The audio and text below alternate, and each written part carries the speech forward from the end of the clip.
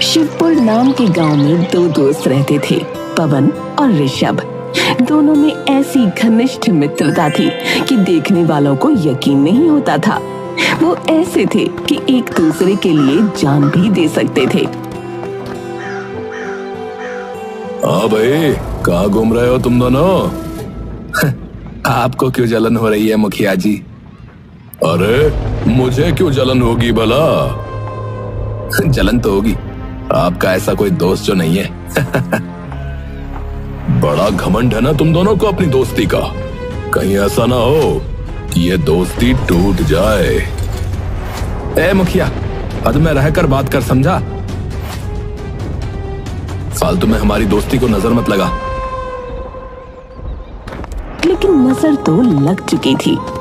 कुछ समय बाद ऋषभ को शहर जाना पड़ा क्योंकि उसका पूरा परिवार शहर शिफ्ट हो गया था। ऋषभ के गांव छोड़कर जाते समय पवन से इतनी हिम्मत भी नहीं हुई कि वो उसे रेलवे स्टेशन तक छोड़ने जा सके। चल पवन, चल रहा है स्टेशन? नहीं यार, मैं वहां नहीं आऊंगा। मैं तुझे जाते हुए नहीं देख सकता रे। तुम मुझे यहीं से बाय बोल दे। अब ठीक है, सच कहूं तो मेरा तो जाने का मन ही नहीं कर रहा है, पर क्या करूं, शायद किस्मत यही है। आखिरकार दोनों बिछड़ गए।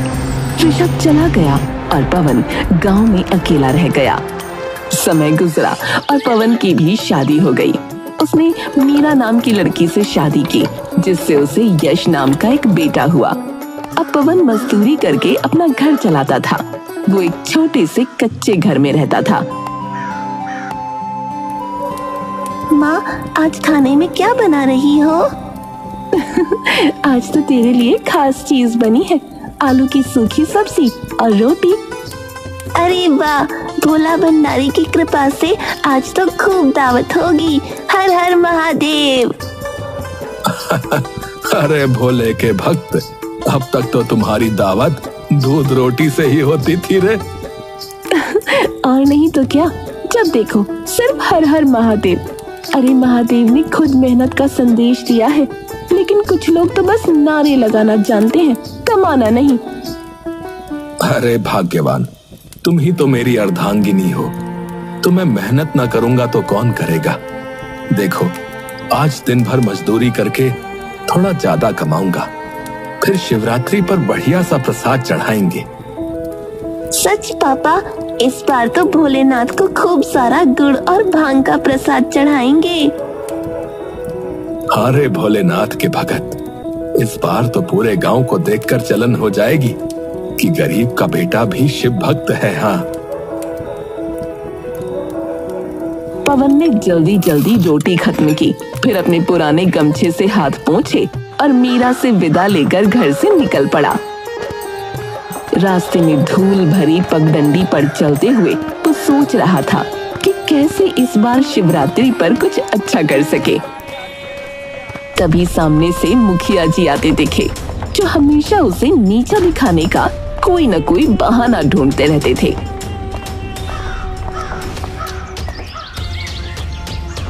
अरे पवन, कहाँ चला ऐसे जल्दी जल्दी? कहीं शहर तो नहीं भाग रहा अपने दोस्त के पास? मुखिया जी, मेरा दोस्त मुझसे दूर गया है, पर दिल से नहीं निकला है। और फिर मैं क्यों भागूंगा शहर? अरे मेरे भगवान भोलेनाथ तो गांव में ही हैं। भोलेनाथ की तो बहुत भक्ति करता है रे तू, लेकिन क्या फायदा, तेरे भोलेनाथ ने भी तेरी हालत नहीं सुधारी और ना ही तेरा दोस्त लौटा। दूर होने का मतलब ये नहीं कि वो मुझे भूल गया। दोस्ती का रिश्ता इतना कमजोर नहीं होता मुखिया, समझे? अच्छा, तो क्यों नहीं आया एक बार भी तुझसे मिलने? बोल। लगता है तुझे कब का भूल चुका है। वहां शहर में मौज कर रहा होगा और तू यहाँ मिट्टी में लथपथ है। देख देख मुखिया, मेरी दोस्ती को लेकर ज्यादा मत बोल, समझा? तू हमारी दोस्ती को नहीं समझ सकता, क्योंकि दोस्ती सिर्फ उन लोगों के लिए होती है जिनके पास दिल होता है, तेरे जैसे मतलबियों के लिए नहीं। अच्छा अच्छा, मैं तो बस यूं ही पूछ रहा था, तू तो वैसे ही दिल में ला गया। अच्छा चल जा, मेहनत कर मेहनत, ताकि कम से कम इस बार शिवरात्रि पर तेरे द्वारा भोलेनाथ को वो सड़ा हुआ गुड़ ना चढ़ जाए।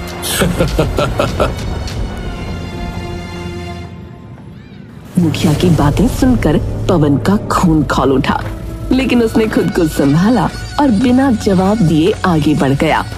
पीछे मुखिया अब भी हंस रहा था।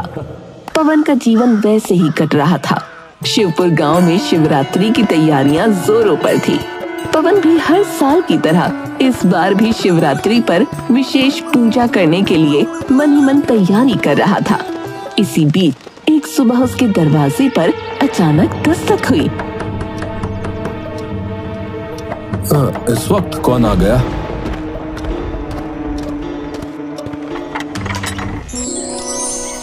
दरवाजा खोलते ही उसकी आंखें फटी की फटी रह गईं। सामने ऋषभ खड़ा था। कुछ पल के लिए पवन को विश्वास ही नहीं हुआ। वो दरवाजा वापस बंद करने लगा। अबे क्या कर रहा है पवन? मुझे अंदर आने को नहीं कहेगा?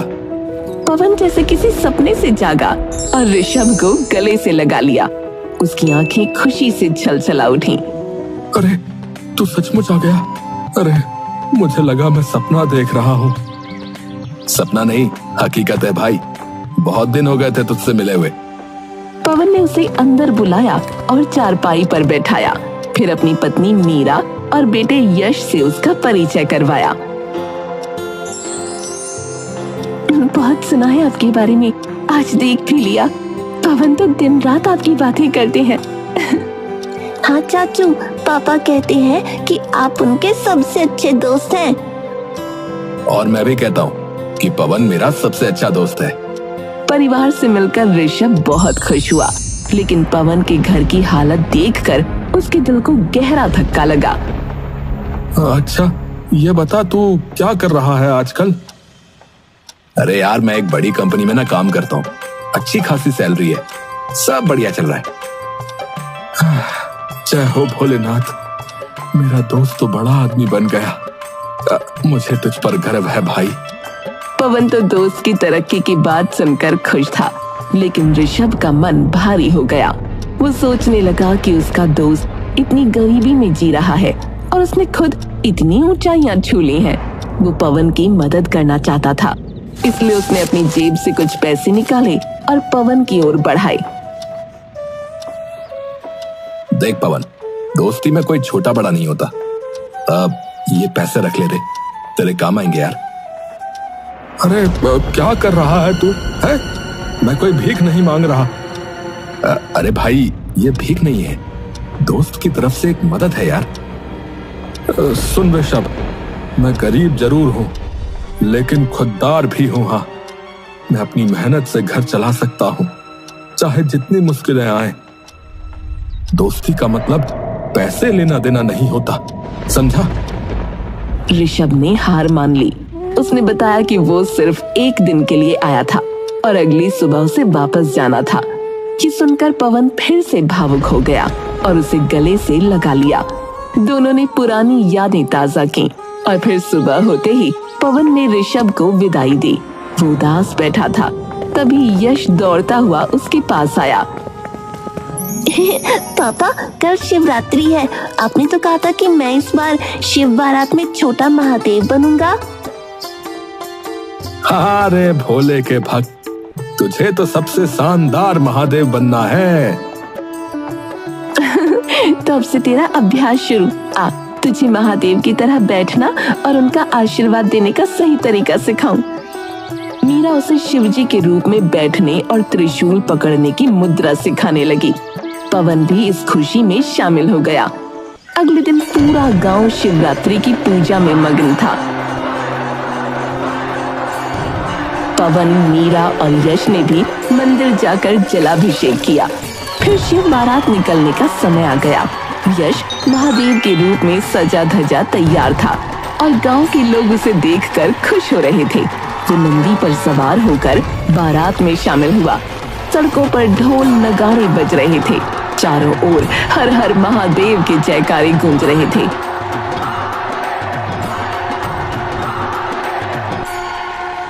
हमारा यश कितना प्यारा लग रहा है। सच में एकदम महादेव का स्वरूप। बारात धूमधाम से निकली और सकुशल संपन्न हो गई। लेकिन जब यश लौटा तो उसके हाथ में कई उपहार और काफी सारे पैसे थे। ये कहां से आए बेटा? पापा, ये तो मुझे शिव बारात में महादेव बनने के लिए उपहार में मिले हैं। लेकिन ऐसा तो कभी नहीं हुआ। हाँ, इससे पहले किसी भी बच्चे को इतना कुछ नहीं मिला। ये कैसे हुआ? पवन और मीरा के चेहरे पर उलझन साफ दिख रही थी। मीरा ने धीरे से पूछा, यश, हमें सच सच बताओ, तुम्हें ये पैसे किसने दिए? मुझे तो शिवजी ने दिए। शिवजी? बेटा, ये क्या कह रहे हो? माँ, मैं झूठ नहीं बोल रहा। जब मैं बारात में नाच रहा था तभी शिवजी मेरे पास आए। उन्होंने मेरा सिर सहलाया और कहा, तू बहुत अच्छा बच्चा है, ये ले तेरे लिए आशीर्वाद। और फिर ये सब चीजें और पैसे देकर चले गए। पवन और मीरा ने एक दूसरे की तरफ देखा। अब तो मामला और भी पेचीदा हो गया था। हमें जाकर मुखिया जी से बात करनी होगी। उन्होंने ही शिव बारात का पूरा आयोजन किया था। शायद वो कुछ बता सके। हाँ, चलो चलो। वो दोनों भागते भागते मुखिया जी के पास पहुंचे। मुखिया जी, क्या बारात में किसी को कोई इनाम दिया गया था? हाँ, बस लड्डू बांटे गए थे। बस लड्डू? कुछ पैसे भी दिए गए क्या? अरे कोई पैसे या उपहार नहीं दिए गए, और ना मैं दे पाऊंगा। मैंने पहले ही बता दिया था कि। अच्छा अच्छा, ठीक है, हम पैसे मांगने नहीं आए हैं। बस इतना बताइए कि शिव कौन बना था? लल्लन। हाँ, लल्लन शिव बना था। पवन और मीरा तेजी से लल्लन के पास पहुंचे। लल्लन, तुमने मेरे बेटे को इतने पैसे क्यों दिए रे? लल्लन चौंक गया और बोला, अरे भैया, मैंने कुछ नहीं दिया। लेकिन मेरे बेटे ने तो कहा कि शिवजी ने उसे पैसे दिए, और शिवजी तो तुम ही बने थे ना? नहीं भैया, मैं शिवजी बनने वाला था, लेकिन ऐन मौके पर कोई और बन गया। उसने मुझे कुछ पैसे दिए और कहा कि उसे शिवजी बनने दो, तो मैंने हामी भर दी भैया। कौन था वो? भैया पता नहीं कौन था अब। अरे नाम तो पूछा होगा। भैया पूछना भूल गया रहा। तभी अचानक लल्लन ने एक तरफ इशारा किया और बोला, अरे देखिए, वही है जो शिवजी बना था। पवन ने पलटकर देखा तो उसके पैरों तले जमीन खिसक गई। वहाँ ऋषभ खड़ा था। पवन गुस्से में उबल पड़ा और भागता हुआ ऋषभ के पास पहुंचा। तुमने ये क्यों किया? मैंने साफ मना किया था कि मुझे कोई दान खैरात नहीं चाहिए। देखो, मेरी गरीबी का मजाक मत बनाओ ऋषभ। ये मजाक नहीं था, दोस्ती थी। मैं सिर्फ तुम्हारी मदद करना चाहता था। मदद? अरे इस तरह? अगर तुम मेरे सच्चे दोस्त होते तो मेरी गरीबी का मजाक ना बनाते। तो बताओ, तुम्हें क्या चाहिए? अपनी गरीबी को गले लगा कर रखना या उसे दूर करने का कोई तरीका ढूंढना? पवन ये सही कह रहा है, तुम्हें इसे गलत नजरिए से नहीं देखना चाहिए। पवन कुछ सोचने लगा, फिर बोला, ऋषभ, मैं अपनी मेहनत से अपनी हालत सुधारना चाहता हूँ और मेरे पास एक बेहतरीन बिजनेस आइडिया है। बोल, क्या आइडिया है? हमारे गांव में हर दिन लोग शहर जाकर दूध बेचते हैं, लेकिन वहां जो है अच्छा दाम नहीं मिलता। मैं यहाँ एक डेयरी खोलूंगा जहां दूध, दही, पनीर और घी बनाया जाएगा। गांव वालों को शहर नहीं जाना पड़ेगा और हम सीधा ग्राहकों तक ताजा सामान पहुंचाएंगे। अरे वाह, ये तो शानदार आइडिया है, लेकिन इसे शुरू करने के लिए पैसे चाहिए होंगे और तुम तो मेरी मदद लोगे नहीं। पवन ने सिर झुका लिया। ठीक है, तुम भीख नहीं लोगे, लेकिन क्या कर्ज लोगे? कर्ज? हाँ, मैं तुम्हें पैसे उधार देता हूँ। जब तुम्हारा बिजनेस चलने लगे तब लौटा देना।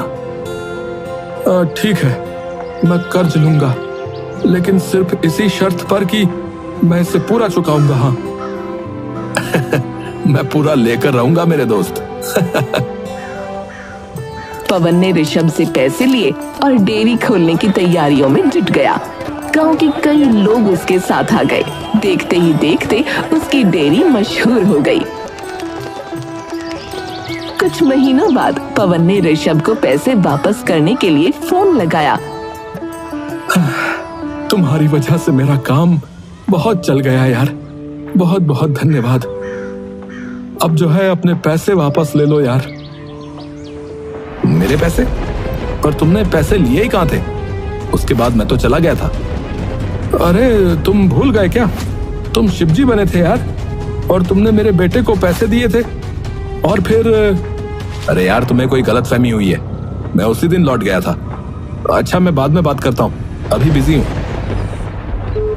जी कहकर ऋषभ ने फोन रख दिया और पवन चौंक गया कि आखिर वो शिवजी बना इंसान था कौन। तभी एक आकाशवाणी हुई। वो स्वयं हम थे पवन। तुम्हारी भक्ति से प्रसन्न होकर हम तुम्हारी सहायता के लिए आए थे। सदा प्रसन्न रहो वत्स।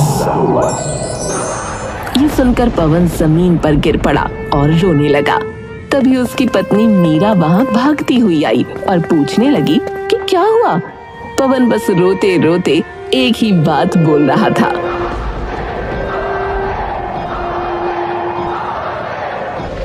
अरे अरे जय भोलेनाथ, जय भोलेनाथ, हर हर महादेव।